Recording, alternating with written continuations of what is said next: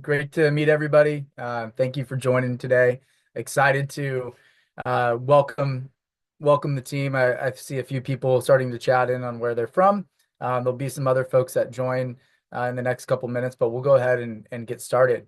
Um, so today's topic is owning your own data and scaling with Abacum. I'm really excited to welcome with me as a co-host today, Dallas Moody from Aegis Advise. We have a true expert in financial planning and analysis. Dallas is the CEO and founder of Aegis Advise with nearly about 2 decades of experience implementing and consulting on FP&A, CPM, and the EPM space. Serving as the vice president of one of the largest Workday partners, he was contributing to implementing over 700 organizations of adaptive planning. That makes up almost 10% of the customer base. In the last handful of years, Dallas has now created Aegis Advise, where he's continuing to consult and advise with clients as they roll out the next generation of strategic platforms such as Abacum. Today, we're going to take a dive into a few main topics. I'm going to go ahead and share the agenda slide. We're going to talk about how some of the current changes in the landscape of the FP&A space is going to start to impact customers that are on some of these legacy systems. Certain integrations are going away. Changes in the integrations, right, are causing challenges for companies to be able to connect to their data and really own how that data comes into their system and how they can plan with that information. We're also going to take a look at how does Abacum connect to the ERPs, not only the ERPs, but the other core data systems that are important to connect to as you're pulling that data in and being able to report and plan with it. And then we'll spend a majority of the time actually going in and reviewing the product. This product demo is going to be hosted by Dallas. Dallas is going to take us through steps of connecting to the data inside of Abacum, managing that data, and then also what the reporting and kind of planning process looks like with that data. So there's been a lot of different changes in the landscape, especially with different ERP companies that are starting to acquire other CPM companies. This has created shifts in the way that people are starting to approach native integrations with FP&A platforms and their ERPs. A couple key points to call out is that the adaptive planning integration with Intacct is going away on March 1st. This means that you're not going to be able to connect to your data live anymore. And if you're a new customer coming on to adaptive planning, for example, and you're on Intacct, that integration won't be available. Also on NetSuite, key capabilities such as auto scheduling, the pushing of data from the ERP to the CPM platform are going to start to degrade and also create challenges for how you're going to bring data in to your system for reporting and planning. Many of the legacy platforms are starting to move to third-party ETLs they're moving away from native integrations, and we'll discuss how this impacts you as well. Dallas, I guess main points that you want to also call out with some of the changes in the FP&A landscape and the integration layers. Absolutely. With regards to, what I'm typically seeing, in the space is the newer tools that are in the space, are actually coming with a wealth of more integrations than actually what we see, across some of the legacy players. And then even those legacy players, as you mentioned, are kind of whittling down the list. And so, it's been a great equalizer, I think, for some of the upstart tools to be able to actually directly integrate data. I remember when I first started working with Adaptive as an end user before back in 2010. Before that, or even at that time, it was flat file data uploads, and really Adaptive didn't have a true like integration layer probably until end of 2015, early 2016. And so they had a number of, native integrations. The one thing I've seen, is just that, some of the older players, they generally depend on IT a little more to be able to do this connectivity.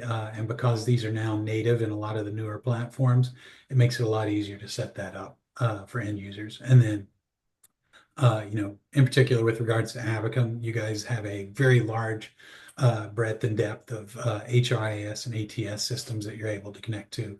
And I think that has to do with some partnerships that you guys have outside of, necessarily just being native. Let you speak to that, maybe, Ryan. Yeah, thanks, Dallas. That's correct. And when when we're approaching, and we'll kind of cover this on the next slide as far as like how we're approaching our integrations today. Key challenges that I've hear from customers, specifically when the data's um, not coming in natively or it's not connected at all, right? And they're relying on third-party integrations or it's not automatically syncing, is it starts to delay the process for when they're reforecasting, when they're starting to run some different scenarios. Um, you know, a lot of clients are trying to get to the point where they're able to roll their forecast forward every month without, or even faster than that, and start to plan in real time without that real time data connectivity, not to just to the ERP, but also to the HRIS system and the CRM. It results in being able to only do this once a month or once a quarter or once every um, half a year, and then the data becomes stale, right? And now we're back outside of the FP&A platform. Our goal is to bring this in real time and allow you to start to plan at the speed of business. So when we think about like the integrations that we've connected with, we have over 50 plus integrations available. This isn't just for ERP. We also are connecting to many of the HRIS systems. And one good example that's coming up is that we're announcing a partnership with Rippling, where there'll be a native integration with their platform to bring in the headcount data in real time, to make sure that we can combine that financial data with the headcount data to drive key KPIs within the business, but also to help you reconcile your headcount as you're hiring people against your plan, right? And then once that data flows in, also from the CRM, that'll allow you to drive even further insights for operational use cases such as sales capacity planning. One of the key use cases that we're going to look at today too is when that data does come in and it's coming in real time, how are we normalizing the data? How are we structuring the data? And within the platform, Dallas is going to walk through our ETL capabilities, which will allow you to standardize the data structure within the system in real time and set it up once. And the goal that we've set up for our customers is to make this as self-serve as possible, to remove the code and allow you to point and click and organize from an end user's perspective.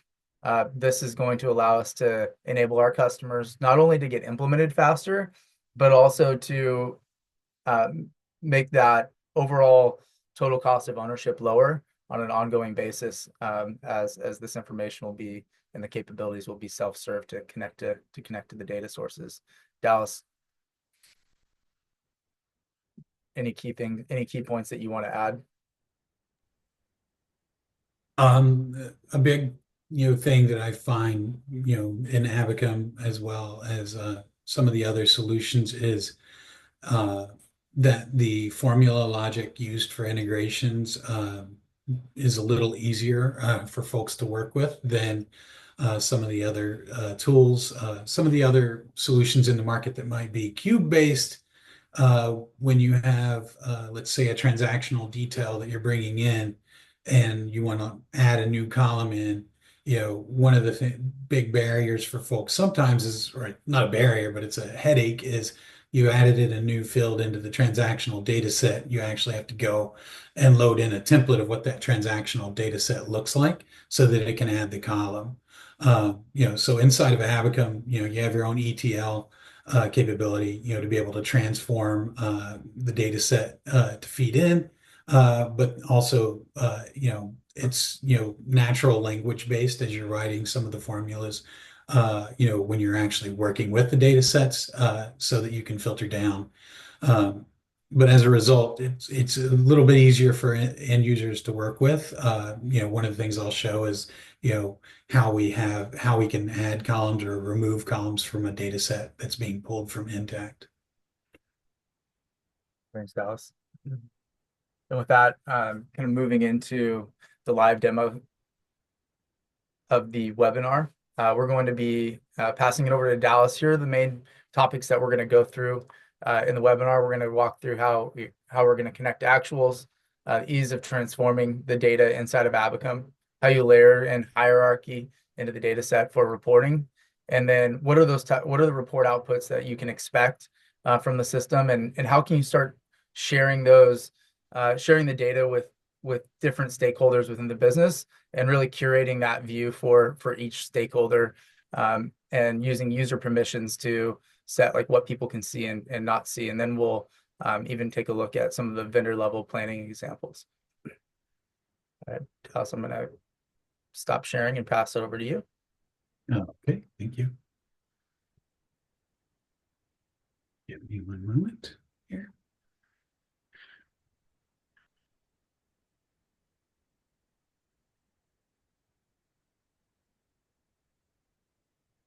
Okay.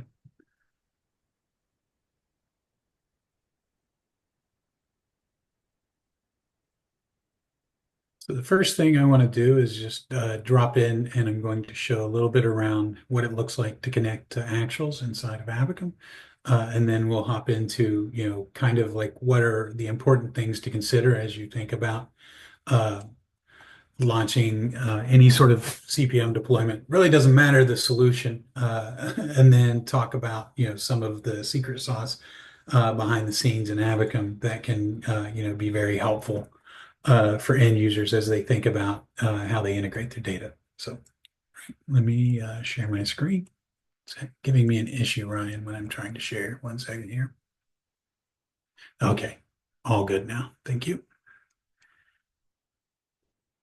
Okay, everybody should be seeing my screen with no issues, I hope. Very good. All right. So inside of Abacum, ultimately, an instance is ultimately made up with, spaces, which is where end users end up working, models, which is kind of how you build out your underlying model for your data set, versions, which is exactly what you would assume. It's how you're planning your data.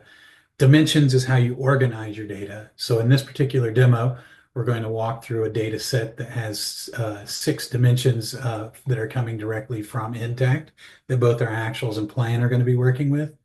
Data sets are ultimately going to be data sets that we're pulling from a source system to be able to integrate. But the first area that we're going to touch on here is actually just integrations. And this is just, giving you a list of, kind of what is possible inside of, Abacum from a list of integrations. The systems that I typically most frequently see is obviously NetSuite, Intacct, and then I see a lot of people from an organizational standpoint using either Bamboo HR, HiBob, or Workday typically. I also use, and then I've also seen a lot of folks using UKG from a headcount standpoint. And then on the ATS data set, it's really just a function of, if you're looking to bring in data from, other systems that maybe for hiring, that would be another data set that you might be looking to bring in. So as we connect into Intacct, there's 2 different data sets that we can connect into. We can either connect into trial balances. So if I were wanting to create a data set, it's as easy as literally once I've set up the connectivity. And so what we do in order to set up that connectivity is we're setting up an XML gateway user inside of Intacct. And then we're also dropping in some XML code into Intacct so that it can make certain data sets available to Abacum. Now, if I wanted to, set up an integration, I can pick the section where I want it to get added to, and then I can pick which data set I'm looking to connect to. If I pick this, I can then pick a time frame that maybe I want to bring a data set in for. And in our particular demo here, we only have data back from 2000. 2017 up through 2019. When I do this, I click create. What this is going to do is it's going to query that data set from Intacct in order to be able to, 1 second, no data is coming across.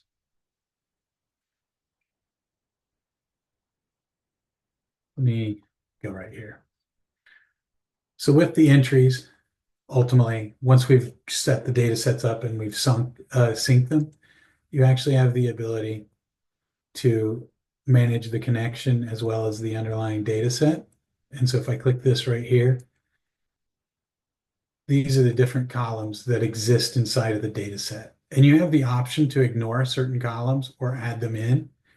If you choose to add them in, it's a function of coming in here and you can click edit and then you can tell it to confirm format, etc. When you're integrating data from Intacct, key thing to note is you want to make sure that all of your dimensions that you need to integrate to are going to be available in a query as we bring it across. But one of the things that's most important for foreign currency is going to be reporting book. 1 second.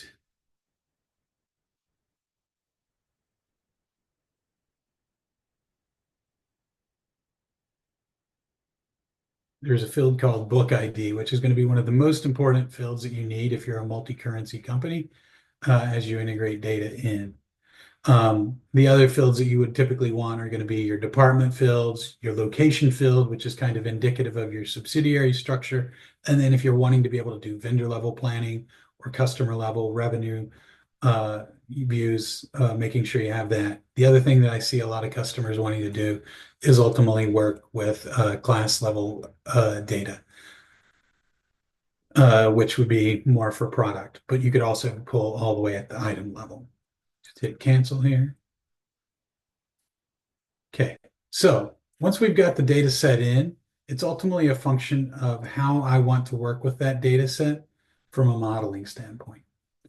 By default, when Abacum integrates data sets in, we have the entry date here, which is ultimately the date that it actually posted inside of the system. We have a transaction type, which would be whether it's a credit or a debit. And then, amount is going to be the amount in base currency. You could also book entries into an entity, maybe that's in a transactional currency that's different. As we continue to scroll to the right here, the other thing of note is just that inside of Abacum, I have the ability to create a number of different transformations. And so what you're going to see here is ultimately that I have created a field for debit record or credit record. What's actually going on here is it's just telling it to take the amount field and multiply it times that transactional type. As you add these fields in through transformations, they feed in here to the right. And so this can be used to build different logic. So in this case, I have a number of different logic statements here that help me get to how I want my transactions to flow through.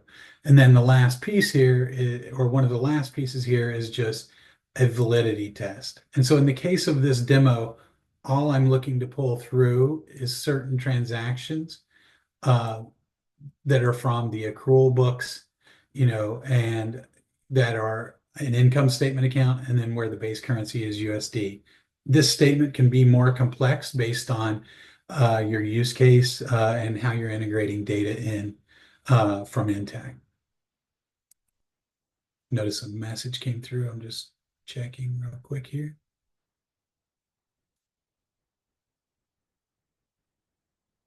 Okay, wonderful. I'll address that. Just a question around what it looks like if you were to change integrations between ERPs and the FP&A solution.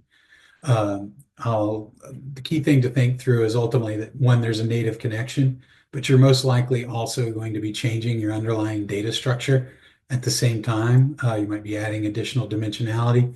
One of the things that Abacum would let you do is ultimately build a whole new data model, for that, but you could also then, use separate data sets to potentially connect your Intacct chart of accounts to your NetSuite chart of accounts. So to be able to, if you were converting from Intacct to NetSuite, being able to do those types of lookups with the data sets here. Now, once we've brought the data set in, the other thing that we can do, one second, is working inside of the viewer here, is we can actually assign certain data points to be dimensions. Now, when we do this, this will automatically create dimensions inside of the system over here, and then you're able to map those. And so as you think about how those dimensions get used, you want to think through ultimately how you would use that for modeling purposes. And so in this particular model, we have, the department dimension as well as customer, vendor, class, location, and account. This lets us take these types of cuts across this data set. If you were thinking about, hey, I'm going to have multiple data sets and maybe some of it might be pre-acquisition data or something like that, you would also want to make sure that you have the ability to maybe have a different dimension so that to be able to filter down data sets on the actual side. So once we've got the dimensions in, the next thing is to think through how you're going to organize those. And the key thing to think through as you think about this hierarchy for organization is what's going to let you be able to generate your reporting easiest inside of the system here. And so if I were to click on this over here, maybe I want to be able to only look at P&L accounts. So I can click this and just click that and I see P&L. But then I want to think through, hey, I want to make, organization in such a way that maybe there are certain accounts that I want to plan at only an account level, and maybe other accounts where I want to plan at a vendor and account level. So I've added that in as a level of hierarchy here, which means ultimately that at these for different accounts here, I'm able to plan at an account level plus the vendor dimensionality, or I might be able to build a variable inside of Abacum to break down my data sets that way. And so ultimately, it's just how are you wanting to be able to report your data through the system? And so what this is letting us do is you're setting up this different categories in order to facilitate easier reporting. And so one of the things we're going to touch on next is, once you've got the data sets in, you've dimensionalized your data, is how that actually flows into, building out a model. And so what does it look like for me to be able to report my actuals inside of Abacum? So as we look at this right here, this is just a single model. You could have as many models as you want inside of Abacum. And right now we're looking at the forecast version, and we have our actuals formula here, but we can also have a budget version, and I can flip to over here and actually have, totally different formulas inside of the system for my budget versus my actuals. So I can plan differently. And those formulas can vary version to version. So currently we're looking at this and we're seeing, forecast 2020 data here. And I'm just going to hammer on, what actually is going on with regards to how I'm pulling the data set from my underlying detail. So right here, this is a metric that I'm simply taking data from that underlying transactional data set. I'm telling it to sum up that data set based on when whether it's a valid transaction for the model is yes. And so there's a logic statement built into the transformation. And then over here, these are the dimensions or the levels of hierarchy in a particular dimension that I want to be available in this variable, as well as everything that is downstream from it. So in this scenario, I've only built that formula here in the actuals, but then I'm now taking that and I know that my revenue needs to have a sign flip. And so in this scenario right here, I'm simply telling it to grab this actuals account and I'm telling it to look at where the account category is revenue and simply do a sign flip. There's a minus sign right there at the beginning.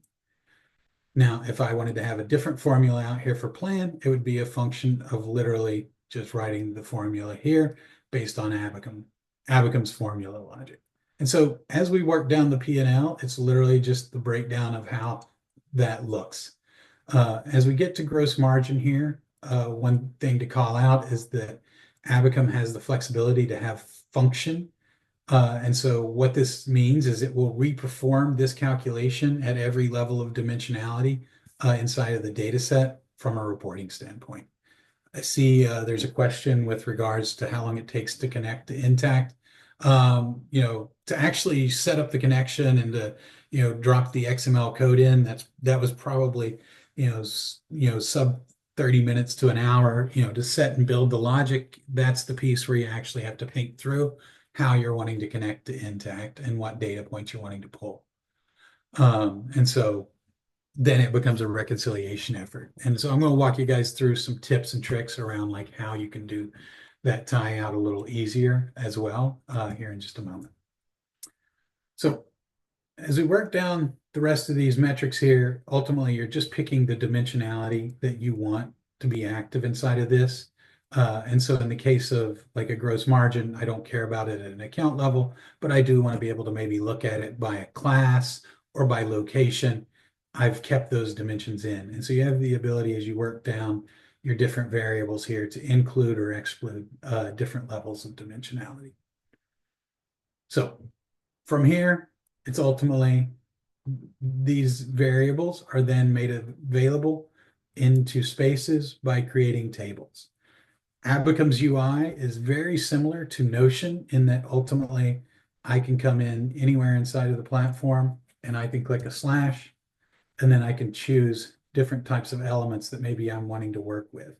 What you're seeing in this demo here is going to be predominantly tables, but there is also, the ability to have, headers, text, and things like that. And what that allows you to do is kind of put, breadcrumb trails to help guide your planners through them, through how they might work inside of the system.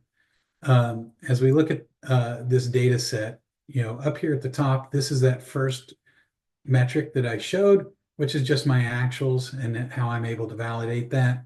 This right here is actually a capability that some tools struggle with, is being able to identify a time frame as to whether it's actuals and having different coloring.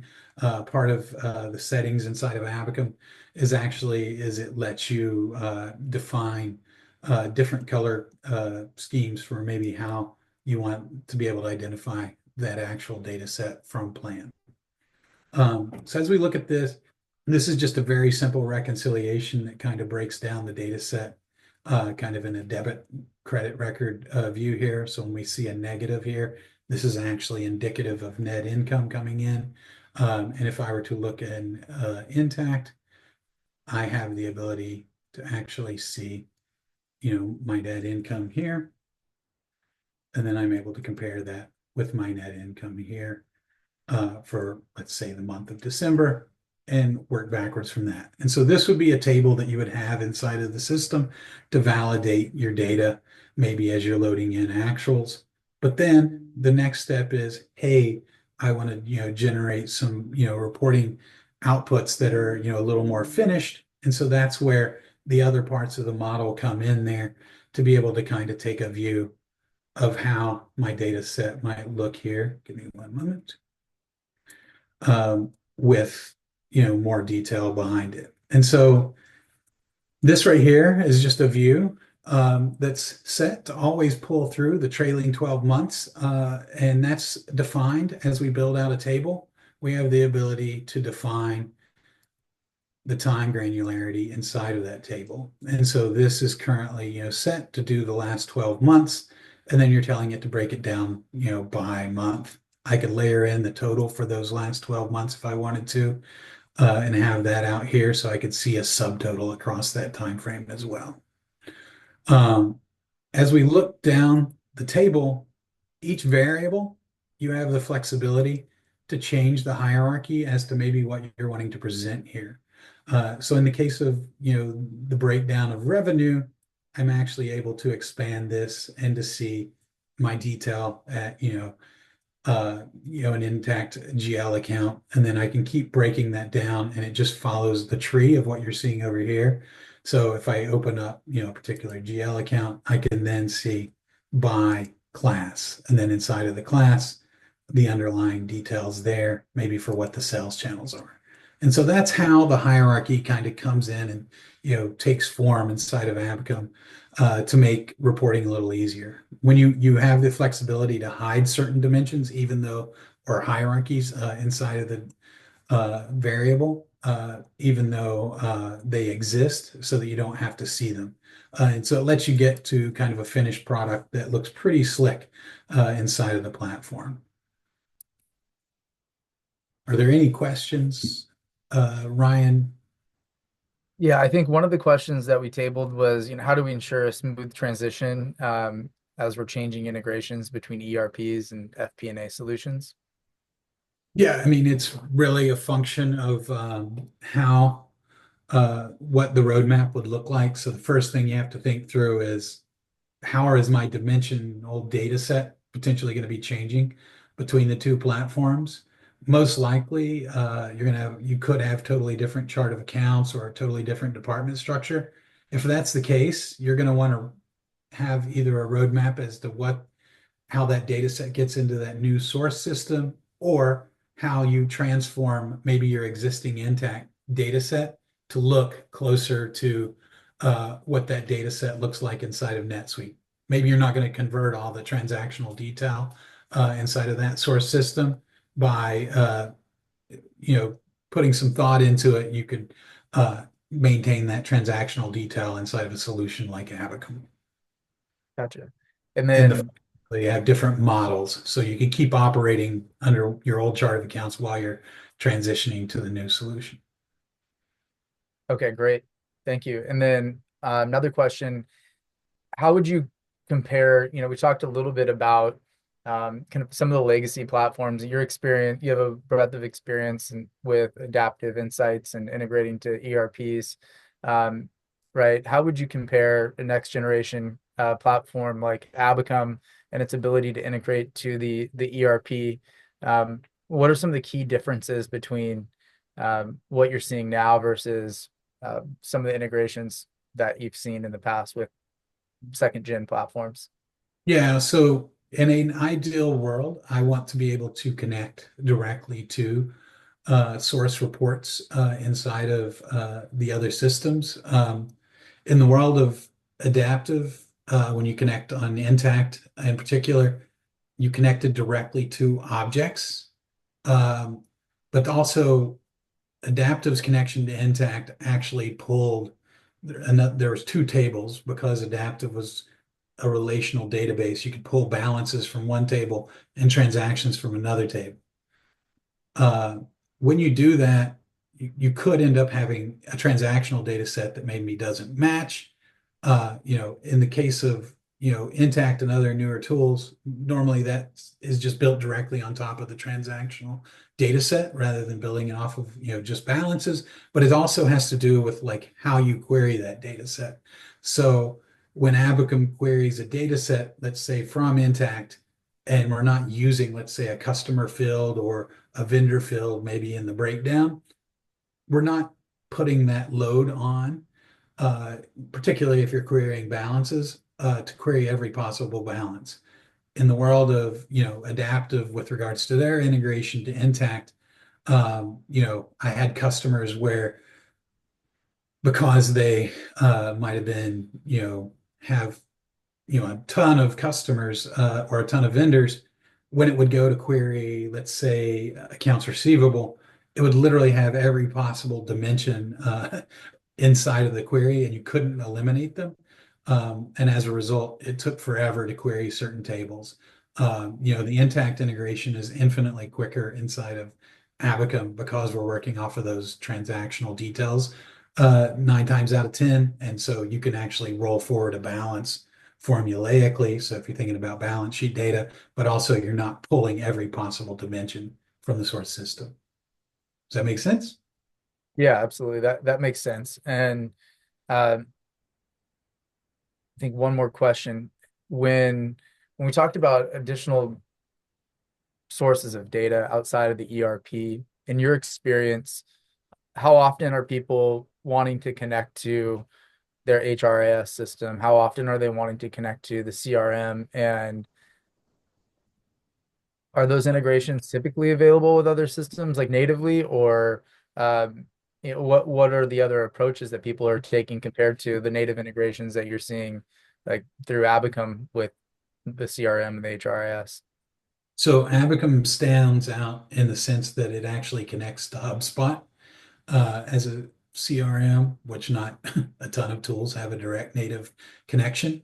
Uh, in the case of some of the legacy solutions, some of those solutions actually don't have the connections, and they might be using an ETL tool like a Dell Boomi, or maybe Java scripting inside of a maybe a lightweight scripting tool built into it. That would be something that might happen in the Adaptive side of the world. Adaptive has a native connection to Salesforce.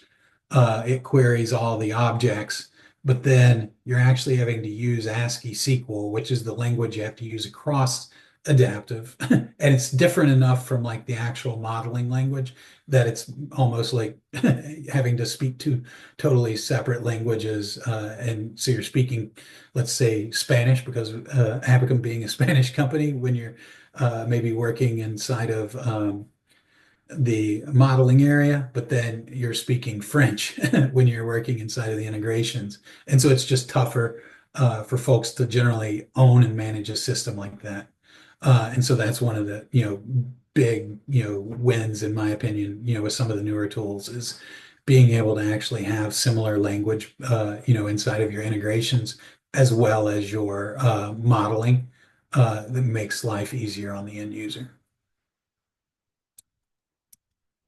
Great. And Dallas, as we wrap up here, I guess any kind of parting like thoughts or points that you want to make sure that are key takeaways for the audience?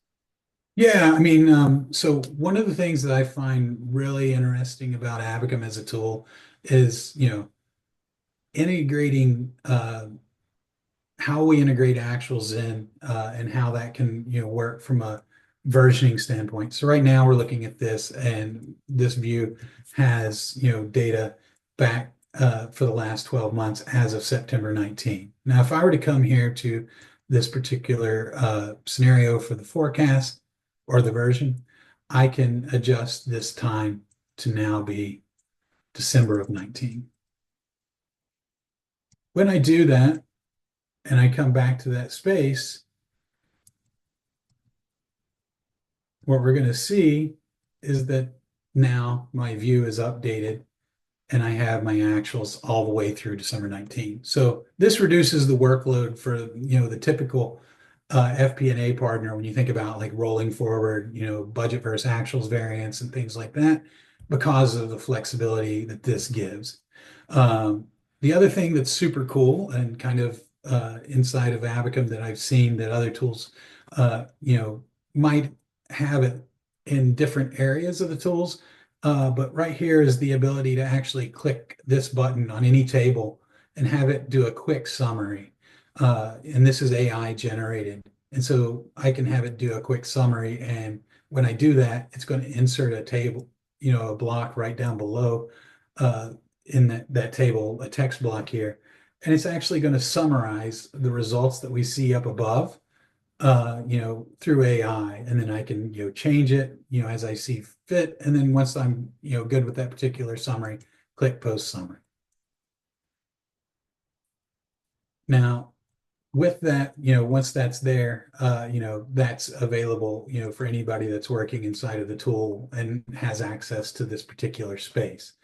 The other thing is kind of blending BI as well as planning tools together. So in this scenario here, we're looking at kind of, my actuals, but let's say maybe I only want to see for the sales and marketing department. I can click apply. When I do that, it's going to filter the boards in this particular view to just be, for the sales and marketing department, those two departments in the breakdown below. And then same thing would actually happen down here in this area where department is actually incorporated. So you notice the G&A went away, and now we can break this down and I can actually see it, at this level. These types of views were very difficult to get to in some of the legacy products. And you also have the ability, by setting these types of views up to actually be able to drill back to the transactional data based on the dimensional intersections that might exist inside of a view. And so in this sense right here, this is saying, hey, bring through the data set anywhere that it's not cost of sales. And so it's summarizing that data set. So this is some of the stuff that I find extremely powerful inside of Abacum. And then one of the last things I would point out that I think is going to be a huge benefit to customers is the ability to create what are called in the transformations area here. I can create a AI classifier. And so one of the biggest challenges that companies run into when they're integrating data that I see consistently, regardless of ERP, but in particular NetSuite and Intacct, is how data set gets coded that might be at a vendor level from like a purchase card. The ability to actually have Abacum do its best guess based on training values from transactions to be able to guess at like a vendor field that maybe you want for mapping. And so you can load in a set of test data, to be able to train the data model here. And so you're picking, what that classifier might be. And that would be like, vendor from purchases. And then click next. And then you're able to load in, identify what column you're actually trying to train based on the data set, and then being able to then load in a training data set so that it can generate dimensions. That's one of the biggest pain points for a lot of folks is they get a lot of visibility around a lot of things when they're booking their accruals correct and they're booking AP correct, but then there's always some sort of outlier with regards to vendor level spend that comes through P cards. And so this is something that can make that a little easier on the customer. Great. Thanks, Dallas. And we'll be excited to share with our customers and partners just our upcoming roadmap and the additional investments that we're making in AI capabilities. The AI classifier is one great example of just how we're thinking through enabling our end users to be more efficient, especially around the tactical kind of work to make sure the data is clean too. So appreciate you pointing out some of those key takeaways and other things that you like within the platform. Anything else? I know we've got just a couple minutes left here. I see one additional question. Just how long do implementations typically take? I can answer that. On average, we're seeing implementations take about 6 weeks. And this is from kind of beginning from kickoff to go live. There are implementations that can also be faster. There's also implementations that can be longer if they're much more complex, but on average, 6 to 7 weeks. Thanks, Lucas. You have one more opportunity. Anything else, Dallas, to see kind of moving around? You wanted to call out one more Yeah, point? it's the capability ultimately on any variable that exists inside of the model. So this is how you're organizing your data, where the meaningful calculations are. But it's the ability to come right here and you can either set up the variable in such a way, one second, that it automatically detects data anomalies as you load data set in, and you define what that anomaly detection might look like, or you can actually run it live on a variable right inside of here. And what it does is it actually identifies these anomalies. And so you can call out, this is a known exception, why these different things exist, system error, what have you, and then save and exit. So helping people understand their data a little better is one of the key things I would just call out as you think about like your model data. And what would be the anomaly detection? What would be a good example of a use case in real life where an operator would be leveraging that?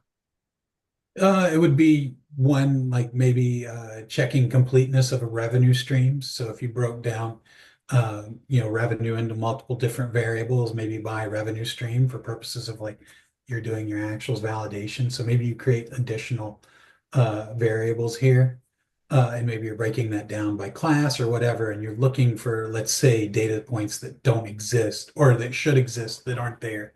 Being able to flag that level of spend would be a big reason why you might be looking for something like that. Perfect. Thank you. And the last piece I would just call out is the flexibility to, think through data sets and, planning at like a vendor level based on how you set up your metrics. Let me just adjust this. I apologize. This is one part of a demo that I was still working on, but ultimately thinking through how I want to, let's say, look at my data set here, and being able, to break this down from a dimensionality. And so, looking at it maybe at like a vendor and a department level. Mhm. But then, is class also important for that particular piece of spend? You being able to layer in class onto the data set. Uh, when I drag this up here, these are the things that I typically find, that people are struggling with in other tools. As they think through planning. And so being able to get to like that vendor level detail inside of a view here. Let me Is just, that report view and the flexibility to kind of change around the hierarchy unique to Abacum, or is that something that a lot of platforms can do? I would say it's something that newer third gen platforms succeed with. I have not seen this necessarily from other tools as far as like what it looks like for the typical end user to work inside of their planning here. And so being able to break down at a departmental level and being able to see, okay, this particular line item of spend for global properties, being able to have that level of detail and being able to pivot easily is a huge benefit when you think about modeling. And so being able to, one, see your vendor level actuals aligned at the dimensionality that's important for you. Maybe you don't care about class from a planning standpoint when you think about a lot of OpEx. So you Yeah. could remove that from as part of the dimensionality of that particular variable. But it's the flexibility around how you might choose to work with that. And that's something that could change over time. Maybe, for a period of time, a particular variable does plan, you're looking to plan spend at a product level, but maybe, or you're not looking to, but maybe in the future you choose to. There's flexibility in Abacum as to how you could get there because of the way the models can be built. Because you could switch in and out, variables over time into different, forecast versions, et cetera. Great.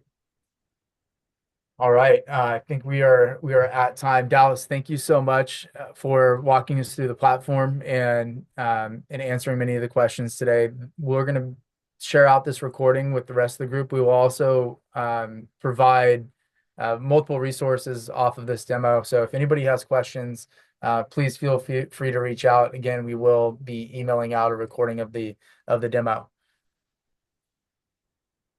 All right. Have a good day, Thanks, everyone. Ryan. Thanks, Thanks. everybody. Bye.